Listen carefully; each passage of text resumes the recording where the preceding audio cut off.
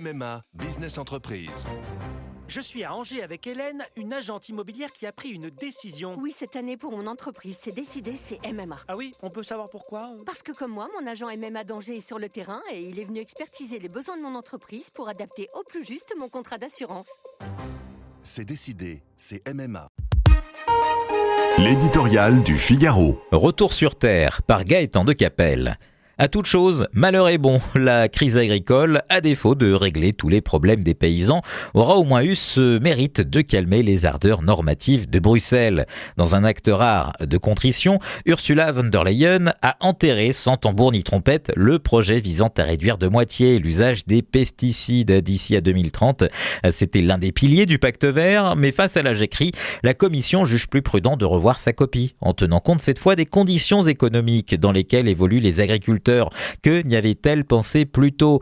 Pris d'un soudain accès de lucidité, le gendarme bruxellois promet aussi d'encadrer strictement sa feuille de route vers la neutralité carbone en 2050. Celle-ci, qui sera sagement présentée après les élections européennes, devra garantir la compétitivité des industriels, des conditions de concurrence équitables à l'international, ainsi que des emplois stables et pérennes. Que n'a-t-on commencé par là? Personne n'a jamais reproché à l'Europe de se préoccuper du dérèglement climatique ou de la défense de l'environnement.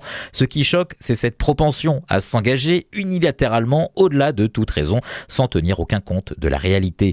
Notre agriculture, soumise à une réglementation plus tatillonne et restrictive que nulle part ailleurs dans le monde, se retrouve à genoux, victime de notre propre zèle. Ce qui vaut dans les campagnes, vaut dans l'industrie, où le volontarisme européen frise l'inconscience.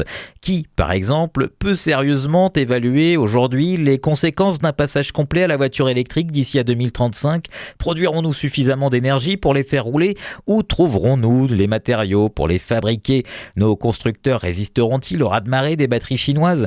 Et d'ailleurs, aurons-nous la capacité de les recycler?